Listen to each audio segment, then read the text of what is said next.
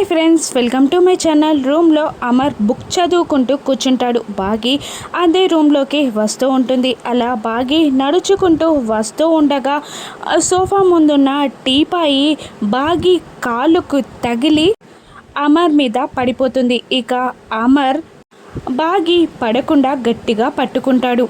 అలా ఒకరి ముఖాలు ఒకరు దగ్గరగా చూసుకుంటూ ఉంటారు. ఇక వాళ్ళిద్దరి కళ్ళు కలుస్తాయి. వాళ్ళిద్దరి ముక్కులు కూడా టచ్ అవుతూ ఉంటాయి. ఇద్దరు ప్రేమగా ఆప్యాయంగా చూసుకుంటూ ఉంటారు అమర్ బాగి. ఇక అప్పుడే ఆ రూమ్లోకి వస్తున్న మను వాళ్ళిద్దరిని అలా చూసి షాక్ అవుతుంది.